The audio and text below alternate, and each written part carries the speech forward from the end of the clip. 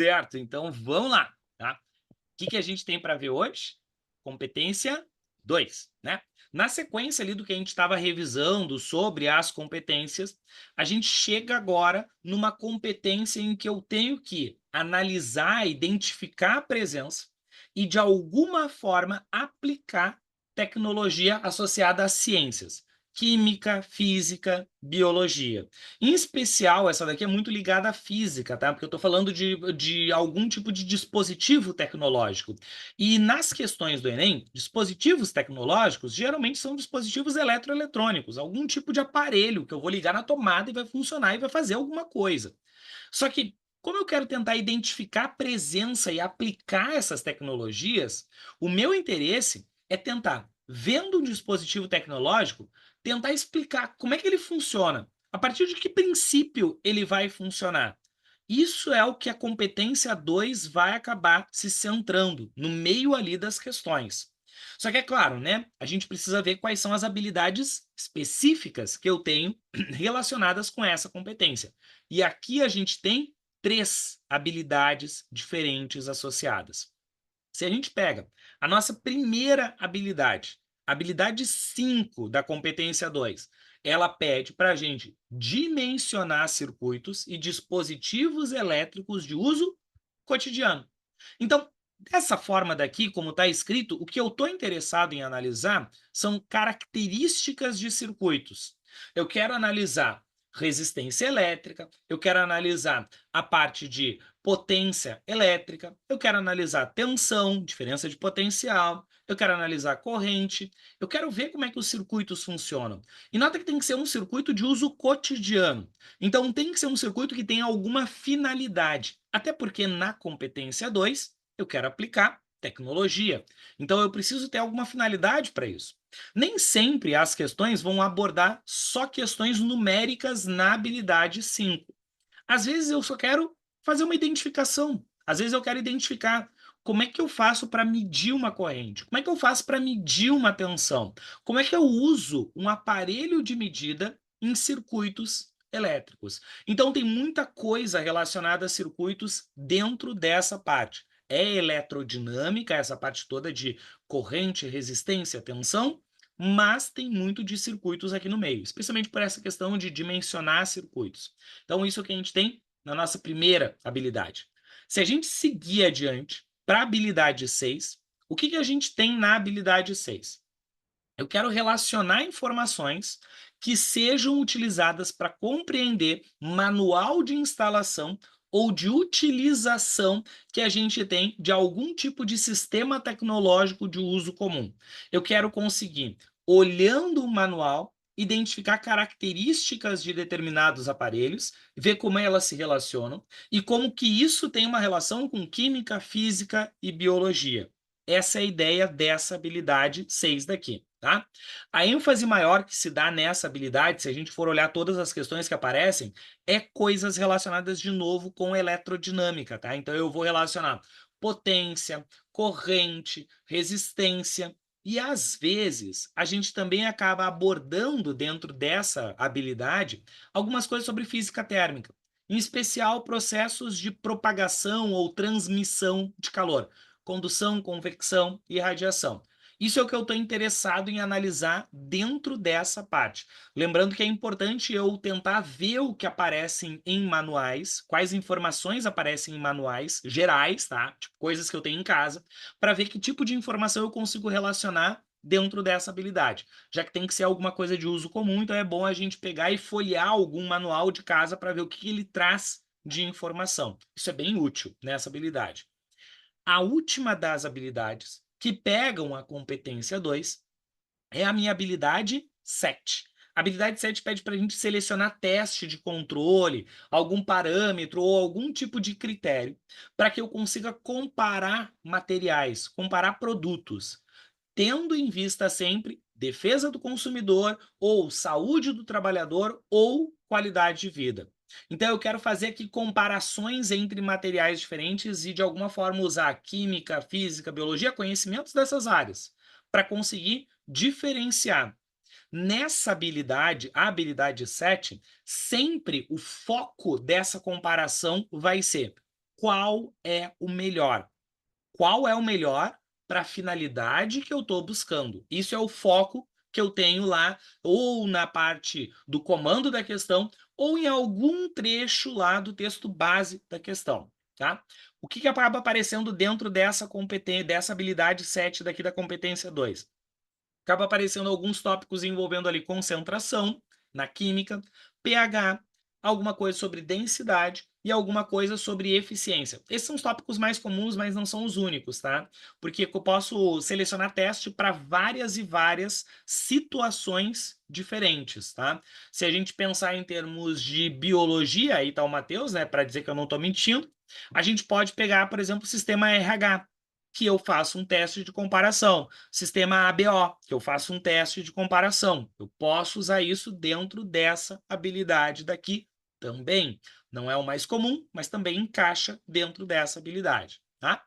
Agora, pensando em termos do que a gente tem de questões abordando essas minhas habilidades da competência 2, a gente tem essa distribuição daqui, pegando as estatísticas, todos os dados que o INEP liberou de 2009 até 2023, tá? 2009 a 23. O que a gente tem? Em média, todo ano aparecem lá duas questões da habilidade 5, envolvendo dimensionamento de circuitos. E, em média, todo ano aparece uma questão da habilidade 6, a parte de manuais, e uma questão da habilidade 7, a parte de teste de controle. Tá? Em termos do nível de dificuldade, eu tenho que ter um cuidado aqui. Porque a habilidade 5, se a gente for olhar, que é a barrinha azul do nível de dificuldade ali por questão, né? Ela é uma habilidade que acaba sendo distribuída mais para nível médio e difícil. Nota que eu tenho um pico muito grande, a barrinha ali do nível difícil é muito grande para a habilidade 5. Ela tem questões mais difíceis. Ela é uma das habilidades que a gente vai ver questões com um nível de dificuldade maior comparada com outras da prova. Então, são aquelas em que, se eu preciso de uma pontuação mais alta, eu preciso acabar me concentrando. Depois, é claro, de avaliar outras questões que eu consiga resolver, mas elas são questões com nível de dificuldade maior. As outras têm níveis de dificuldade diferentes. Nota que se a gente pegar a habilidade 6 e 7, eu tenho um pouquinho de questão extremamente fácil, eu tenho um pouquinho de questão extremamente difícil. Eu tenho algumas questões difíceis, mas maior quantidade é questão de nível médio e fácil. Isso é a maior quantidade que a gente tem. Em termos de distribuição, essas são as habilidades, quantidades e dificuldades. Tá? É o que a gente tem para essa parte de estatística. Agora, vamos dar uma olhada no que a gente tem envolvendo essas três habilidades. E começando, é claro, né, pela ordem. Vamos pegar a primeira das nossas habilidades. A habilidade 5. Pede para eu dimensionar circuito de uso comum. Então, o que eu tenho aqui? Duas partes fundamentais quando eu quero analisar circuito.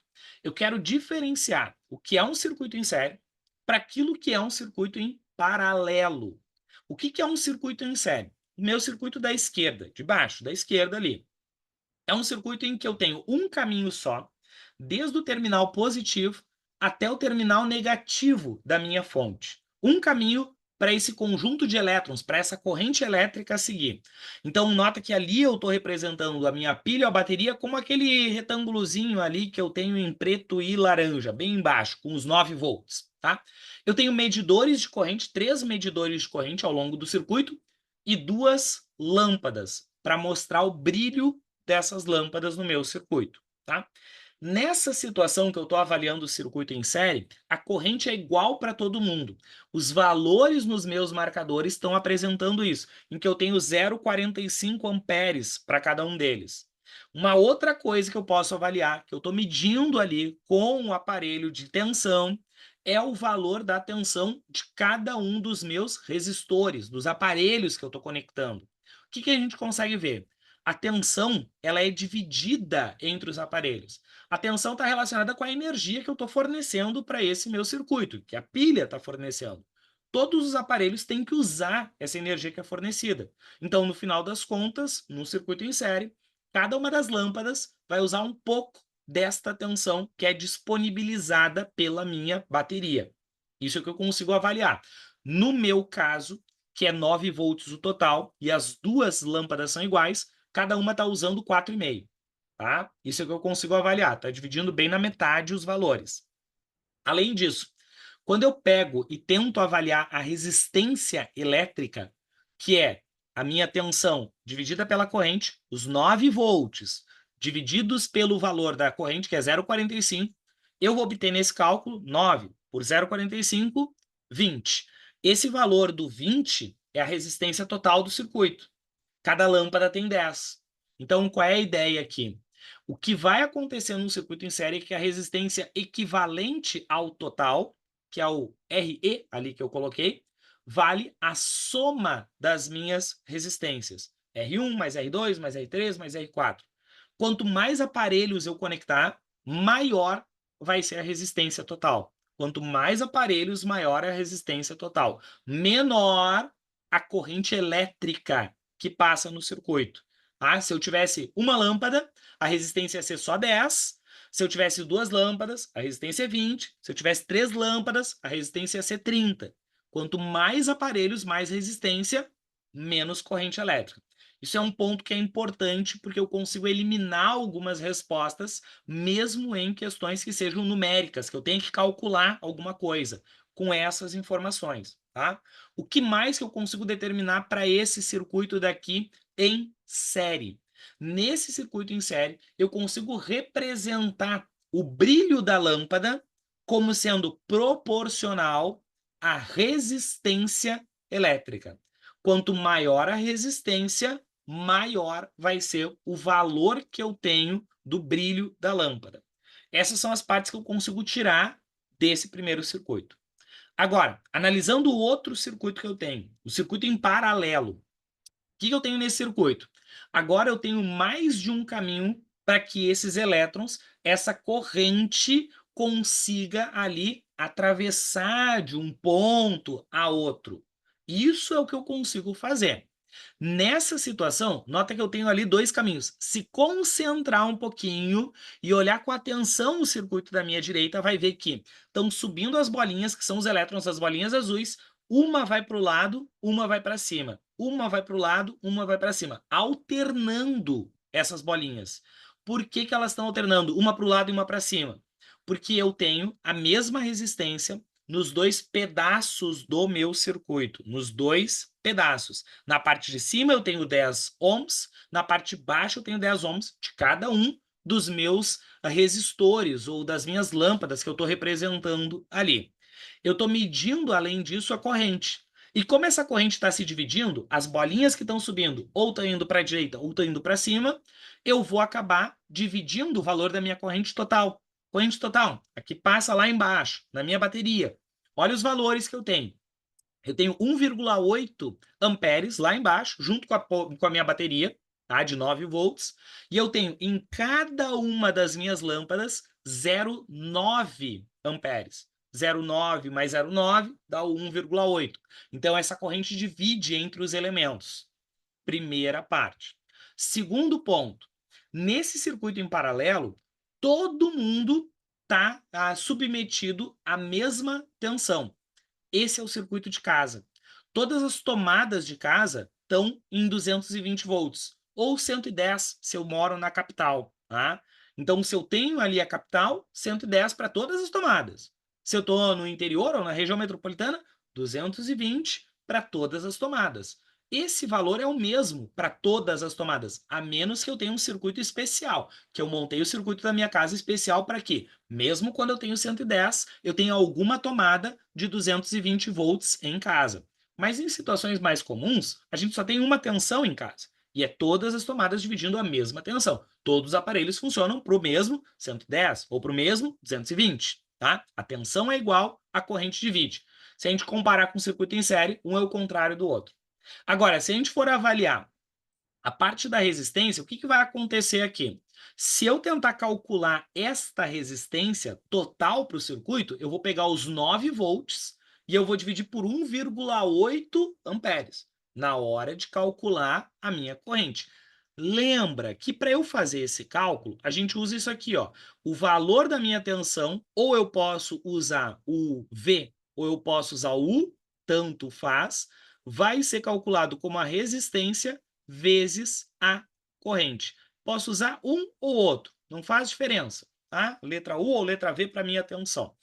Nessa situação daqui, pega o valor da tensão e divide pela corrente. 9 por 1,8. O que eu vou ter de resistência? 5. O resultado disso vai dar 5 ohms. Só que cada lâmpada é 10 ohms. Então, qual é a ideia aqui? Quando eu pego e conecto aparelhos em paralelo, a resistência total, a minha resistência equivalente ao total, o RE ali, ela vai ser reduzida, ela vai diminuir. Quanto mais aparelhos eu coloco, menor é a minha resistência total. E nessa situação daqui, se a resistência diminui, a corrente aumenta. Então, num circuito paralelo, a corrente total é grande e a resistência é pequena. Num circuito em série, a resistência total é grande e a corrente é pequena. Se eu fosse calcular essa resistência num circuito em paralelo, o que eu faria? Eu faria o inverso da soma. 1 sobre a resistência equivalente é igual a 1 sobre R1 mais 1 sobre R2 mais 1 sobre R3 e assim vai. Tá? E a última coisa que eu consigo analisar desse circuito, se eu estou avaliando o brilho da lâmpada, com o que está relacionado esse brilho? Está relacionado com a resistência também. Só que, num circuito em série, quanto maior a resistência, maior o brilho. Num circuito em paralelo, quanto menor a resistência, maior o brilho que eu vou ter na minha lâmpada. São situações inversas aqui de representar isso. Uma última coisa que eu quero chamar a atenção nesses dois circuitos, tá? Duas coisas que eu quero chamar a atenção nesses circuitos é que, se num circuito em série queimar uma lâmpada ou eu tirar uma lâmpada do meu circuito, o circuito vai ficar aberto. Ou seja, não vai ter mais corrente elétrica no meu circuito. Para de passar corrente elétrica e tirando uma lâmpada, todas as outras que estão conectadas são desligadas, que é o que eu tenho representado na minha figura ali da minha esquerda. Eu vou pegar a lâmpada e eu vou retirar ela, a outra apaga. Agora, se eu olhar o circuito da minha direita, o que acaba acontecendo? Se eu pego e retiro uma lâmpada daquela parte onde ela está conectada, o resto do circuito ainda vai ter corrente elétrica, porque ainda tem um caminho para os elétrons seguirem indo do terminal positivo até o negativo da minha fonte, ou vice-versa. Vai ter um caminho fechado para esses elétrons seguirem para essa corrente ser estabelecida. Então, nessa situação daqui, tirar uma lâmpada não atrapalha outros aparelhos, igual que eu tenho em casa. Se eu pego e desligo da tomada um aparelho, o resto dos aparelhos que estão conectados não vão desligar. Se eu desligo uma lâmpada, a geladeira continua funcionando. Ela não para de funcionar nesse circuito. E um último ponto. Se a gente for avaliar aparelhos de medida, o que eu preciso saber? Desses aparelhos que eu estou usando. Sempre quem mede a corrente, o amperímetro, tem que ser ligado em série. Por outro lado, quem mede a tensão, o voltímetro, tem que ser ligado em paralelo. Que é isso que eu estou representando com esses aparelhos de medida. Eu estou conectando em paralelo o voltímetro, cada vez que eu movo ali os cursores para medir a tensão, mas o amperímetro está tá ligado em série para medir o valor da corrente, está ligado junto com a minha lâmpada, que é o que faz o papel do meu resistor. Vamos tentar usar isso, essa ideia desses circuitos, numa questão que pega a habilidade 5. Então, eu peguei aqui uma questão que é de 2020, da edição digital, é da habilidade 5 e é uma questão de nível médio, tá? O que me diz o comando da questão? O comando lá embaixo. Comparando-se a figura 2B com a figura 2A, verifica-se que o possível superaquecimento do adaptador de tomada acontece em decorrência do aumento da... Por que aquece o adaptador de tomada? É essa a pergunta. O que está aumentando? Ah, beleza. Nessa situação, tem alguns pontos aqui que a gente precisa chamar a atenção, tá? Primeira coisa, se ele está falando de aquecimento, eu sei com que eu consigo relacionar esse aquecimento no final das contas. Aquecimento está associado com o que a gente vai chamar de efeito Joule. E o que é o efeito Joule? Bom, o efeito Joule é o aquecimento dos materiais quando eu faço passar uma corrente elétrica. Então, isso está associado com uma corrente elétrica. Eu tenho corrente elétrica, tenho efeito Joule. Tenho muito aquecimento, tenho muita corrente elétrica. Então, obrigatoriamente, essas duas coisas estão associadas. Se eu tiver muito efeito Joule e muito aquecimento, eu tenho que ter obrigatoriamente muita corrente. Ponto. Agora, vamos ler o texto base, vamos ver a figura que ele me deu na questão. O texto base me diz assim: o adaptador de tomada do tipo T, da figura 1, é um acessório utilizado em domicílios para ligar vários aparelhos eletrodomésticos a uma única tomada.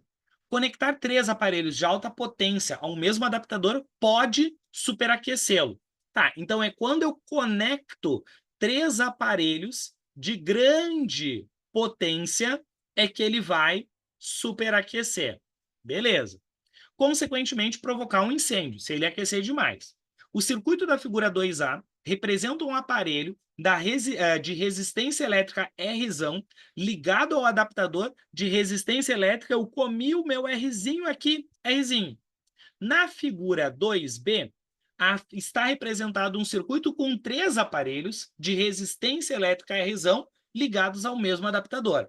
Em ambos os circuitos, os pontos C e D são os terminais da mesma tomada elétrica. Tá, o que seriam esses terminais da minha tomada elétrica? Os terminais são os buraquinhos da tomada. Então, esses pontos daqui é que correspondem ao C e D, ou vice-versa, né? O C em cima e o D embaixo, tanto faz. Isso é o que está representando o C e o D. Aí ele pede, considere todos os resistores ômicos, blá, blá, blá, tá? Comando da questão lá. Nessa situação, o que acaba acontecendo? Se eu for olhar os circuitos que ele me deu na figura 2B, o que eu tenho ali representado na figura 2B? Eu tenho uma ligação em paralelo. Tá, como é que eu sei que é uma ligação em paralelo? É só eu ver o que está acontecendo com a corrente elétrica. Se eu for desenhar o caminho da corrente, vem aqui uma corrente começando pelo meu terminal C, chegou naquele ponto, o que vai acontecer? Bom, aí essa corrente vai dividir. Um pouco dessa corrente acaba vindo por este resistor daqui de cima, um pouco dessa corrente vai seguir aqui por esse resistor do meio e um pouco dessa corrente vai acabar seguindo pelo meu resistor lá de baixo. Depois, quando chegar lá no outro ladinho, o que acontece? Todas essas 3 correntes elétricas voltam a se juntar. E daí eu completo o meu circuito. Então, eu tenho uma ligação em paralelo. O que eu sei sobre uma ligação em paralelo? Eu sei que, obrigatoriamente, numa ligação em paralelo, a gente tem, quanto mais elementos a gente conectar, eu vou ter um aumento da resistência total do meu circuito, aquela resistência equivalente. Se eu tenho um aumento da resistência, aliás, uma redução da minha resistência, se eu tenho uma redução da minha resistência do meu circuito, ligando mais e mais coisas, não ligando um, mas ligando 2, 3 aparelhos, eu vou ter um aumento da corrente elétrica. Mas que corrente elétrica é essa? É a minha corrente total. Essa corrente que aumenta é o valor total de corrente, porque eu estou diminuindo a resistência total. Então, eu aumento a corrente total. E se eu tenho um aumento da minha corrente, eu vou ter um efeito Joule maior, maior aquecimento. Então, no final das contas, o que eu estou buscando aqui é um aumento, ele pediu um aumento da corrente total. E quem é essa corrente total? De todo o circuito.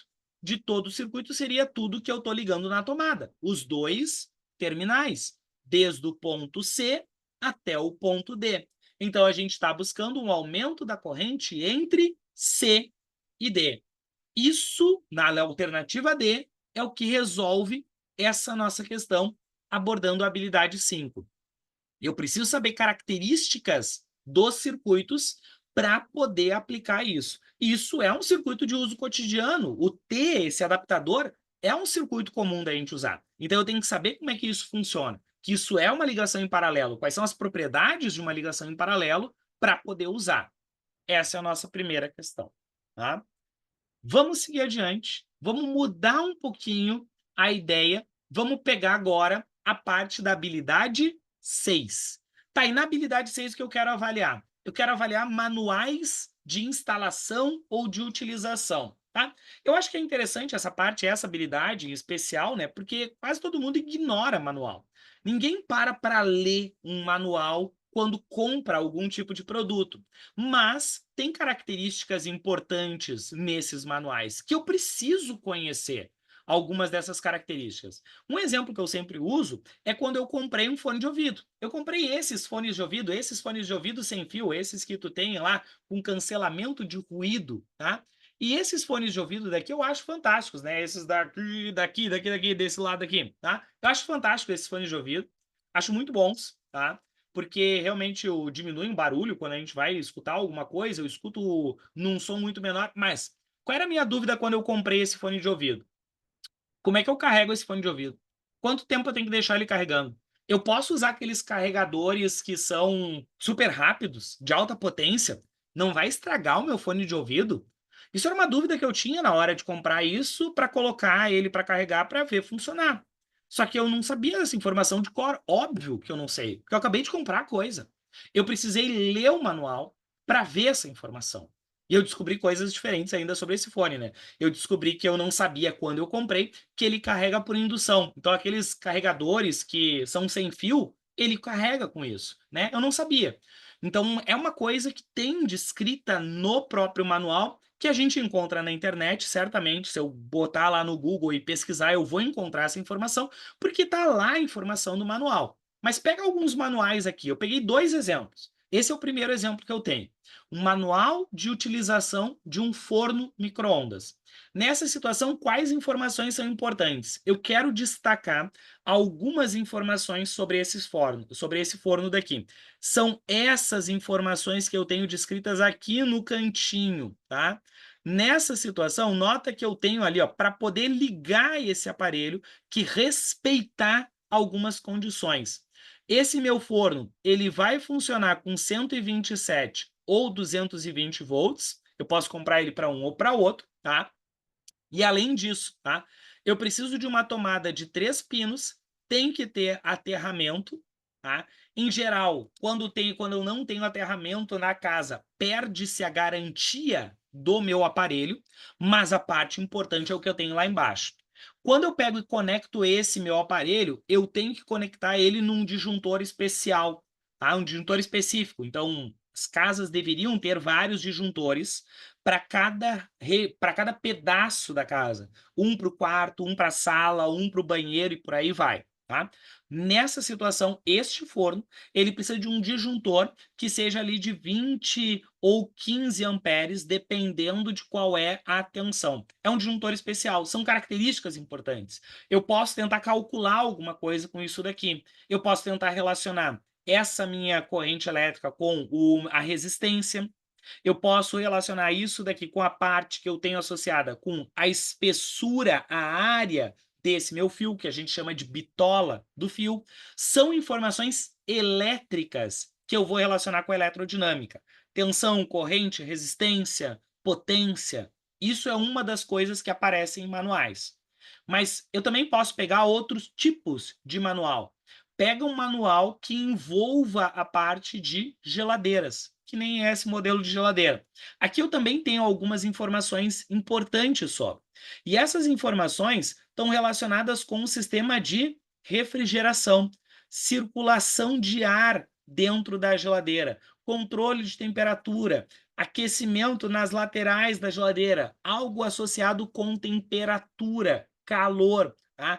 Distância mínima do embutimento lá, a parede não pode ficar colada, a geladeira não pode ficar colada na parede. Então, quando a gente está falando de sistemas de refrigeração, geladeira, freezer, ar-condicionado, estes sistemas daqui, eles obrigatoriamente estão associados com propagação de calor, tá? Então, vamos dar uma olhada em propagação de calor. O que a gente precisa revisar de propagação de calor? Primeiro, a questão da sensação térmica. Quando eu pego e toco materiais diferentes, eu tenho sensações diferentes. Se eu tocar um pedaço de metal e um pedaço de madeira, eu vou sentir que o metal está mais frio. E isso não está relacionado com a temperatura do objeto. Porque se eu pegar dois objetos, um metal e madeira, e deixar num ambiente por um longo período, eles vão entrar em equilíbrio térmico com o ambiente. Os dois vão estar à mesma temperatura. Só que eu sinto um mais frio, por quê? Porque no final das contas, o calor está fluindo mais rapidamente naquele objeto que é um melhor condutor. Então, se eu toco o metal, o que que o metal faz? Ele rouba energia na forma de calor mais rapidamente do meu corpo.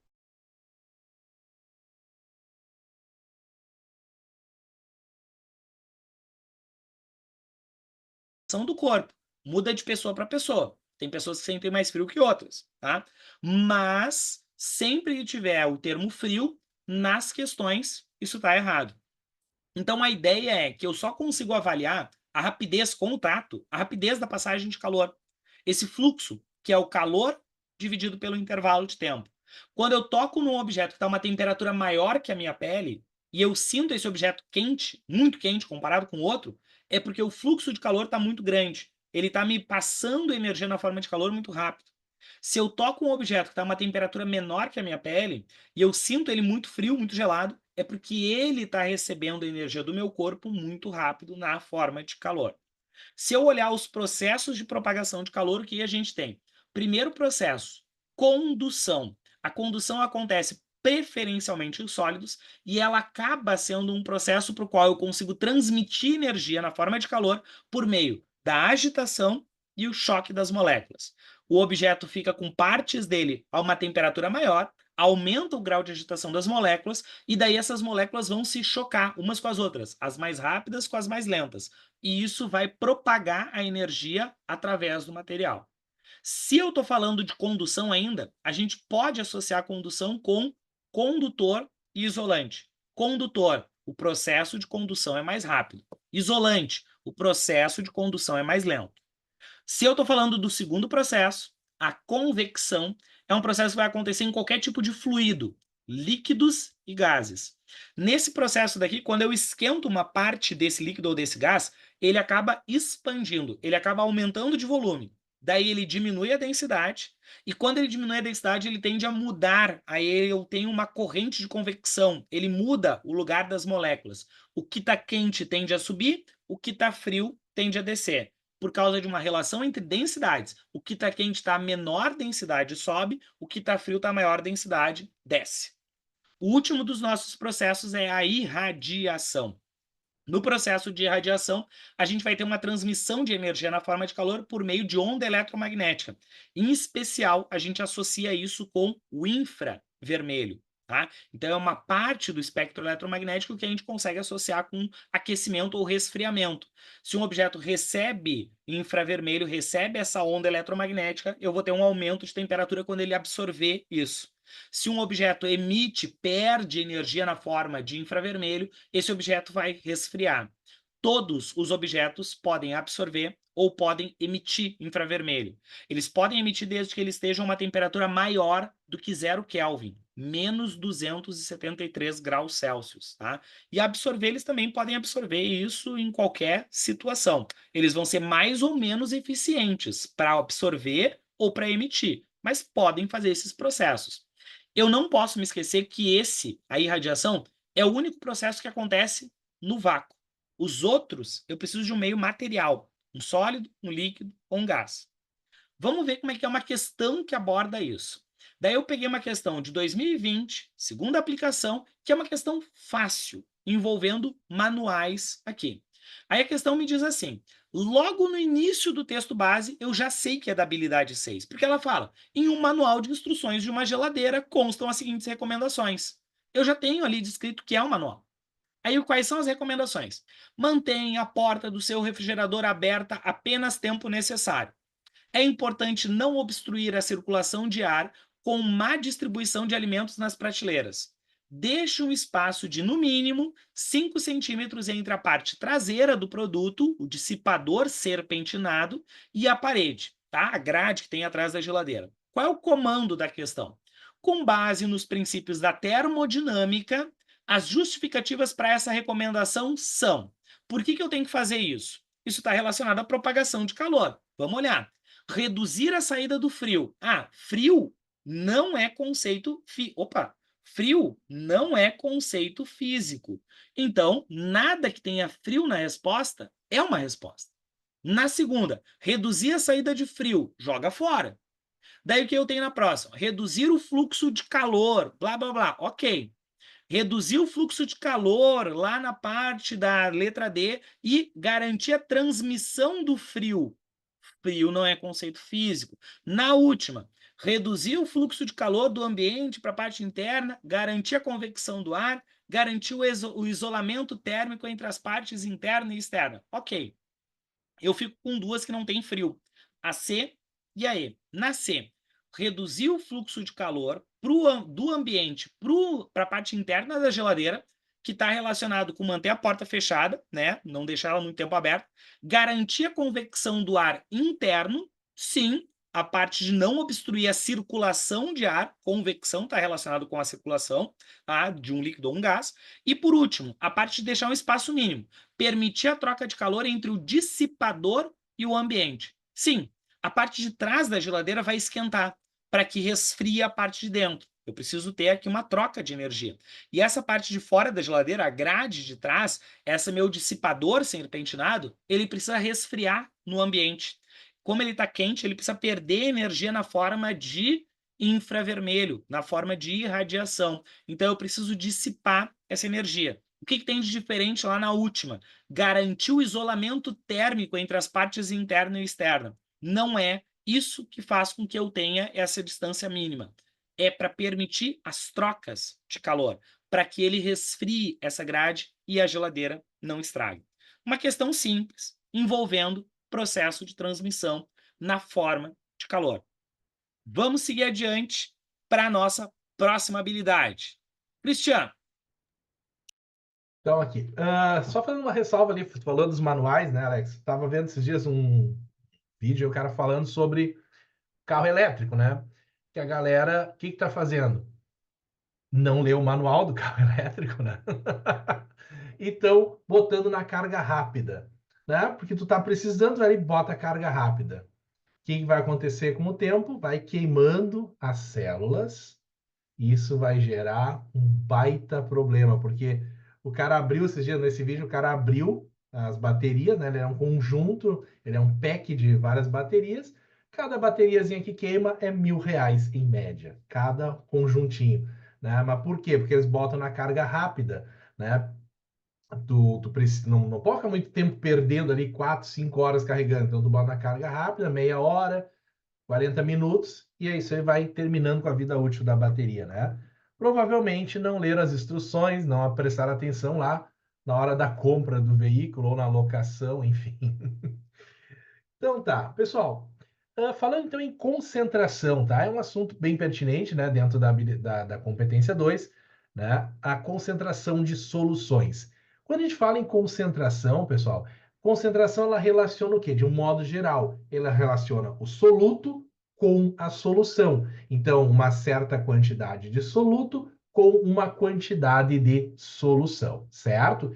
Nós podemos aqui, pessoal, deixa eu só pegar.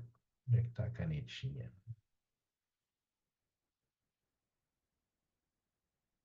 Ué, onde é que foi parar minha canetinha? Aqui. Nós temos diferentes formas de calcular essa concentração, né, pessoal? Nós temos a concentração comum, que relaciona, por exemplo, a massa de um soluto com o volume de uma solução. É uma das unidades de concentração tanto comum, é essa que a gente encontra, por exemplo, quando a gente pega uma garrafinha de água mineral e está escrito lá a quantidade de sódio, a quantidade de carbonatos, de sulfatos, de fluoretos que contém naquela água, né? Aquela composição desta água, isso ali é a concentração. Geralmente ela está lá em miligramas por litro, né? Então isso é uma forma de expressar concentração. Nós temos a concentração molar, que é uma unidade de concentração que envolve a relação entre o número de mols de um soluto e o volume da solução, também em litros, tá? Então, é outra forma de se expressar a concentração de uma solução. E também nós temos ainda como uma unidade de concentração bem importante o título, que relaciona tanto massa como volume. Eu posso expressar o título, por exemplo, numa relação entre a massa do soluto e a massa da solução, e tranquilamente eu posso trocar esse M por V, volume do soluto por volume da solução, que é outra unidade de concentração que a gente se depara no nosso cotidiano, que é aquelas que estão expressas em porcentagem. Por exemplo, o vinagre. O vinagre é uma solução de ácido acético a 5% em média. Quando a gente pega uma bebida alcoólica, o teor alcoólico nada mais é do que uma expressão de título. Ele está relacionando a quantidade do soluto, que é o álcool, no volume da solução, ou seja, na quantidade, né, de bebida que nós temos, seja um vinho, seja um espumante, seja uma cerveja, né? Ali vai estar expresso em porcentagem esse teor alcoólico, certo?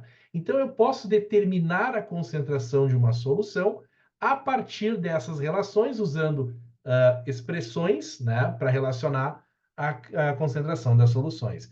Obviamente, a partir daqui também se derivam, por exemplo, expressões como a diluição, como a mistura das soluções e também, né, a questão da titulação, que é uma forma que a gente tem de calcular, né, a quantidade, né, a concentração de um ácido ou de uma base, muito utilizado quando a gente precisa fazer, por exemplo, testar uma amostragem para ver se tem uma adulteração ou não, por exemplo, no caso do vinagre, para ver se ele está dentro do percentual, para ver se o leite não foi adulterado, por exemplo, a gente pode usar essas expressões para chegar, então, na concentração adequada, ok?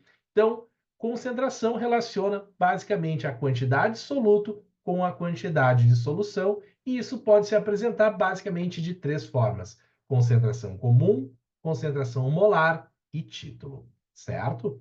Pode seguir, Alex, por favor. Então, nós temos aqui uma questão da segunda aplicação de 2018, que diz o seguinte: as soluções de hipoclorito de sódio têm ampla aplicação como desinfetante e alvejante. Em uma empresa de limpeza, o responsável pela área de compras deve decidir entre dois fornecedores que têm produtos similares, com diferentes teores de cloro. Um dos fornecedores vende baldes de 10 quilos do produto com teor de 65% de cloro ativo, a um custo de R$ 65. O outro fornece a um custo de R$ 20 bombonas de 50 quilos, contendo 10% de cloro ativo. Então, o comando está nos pedindo o quê? Considerando apenas o quesito preço por quilo de cloro ativo e desprezando outras variáveis, para cada bombona de 50 quilos deverá haver uma economia de. Então a gente quer ver quanto que nós vamos economizar, tá, né, na compra do hipoclorito, certo? Bom, então em cada balde, o que eu tenho em cada balde? Então, no primeiro balde eu tenho lá 10 quilos de produto a 65% de cloro ativo. Ou seja, em 10 quilos, 65% dessa massa é cloro ativo. Ou seja, 6,5 quilos de cloro. Logo, estaríamos pagando aqui o valor de R$ 10 por quilo. Tá? Lembrando que aqui isso é vendido uma bombona de 5. Né? No outro, e o balde, desculpa, aqui é a bombona, né? O que nós temos aqui? Que o teor aqui de cloro baixa para 10%. Então, 100%, 50 quilos, 10% disso seria, então, equivalente a 5 quilos de cloro. Então, nós estaríamos pagando aqui R$ 4,00 o quilo do cloro. Então, o que a gente quer descobrir, pessoal? Considerando apenas o quesito preço, né? Quanto que nós vamos economizar? Então, como a gente deseja a economia para uma bombona de 50 quilos, para 50 quilos no balde, nós pagaríamos R$ 50, certo? 50 quilos no balde, R$ 50. Por 50 quilos de cloro na bombona, nós vamos pagar R$ 20. Ou seja, teríamos uma economia de R$ 30 ao adquirir o cloro na bombona, certo? Então, o que está relacionando aqui? Está relacionando concentração, tá? Só que a gente não precisa necessariamente aplicar nenhuma daquelas formas. A gente pode resolver isso, né? Simples, regra de três. Também é possível a gente resolver essas questões que falam de concentração. Muitas delas a gente pode resolver usando regra de três, relações matemáticas aqui. Certo?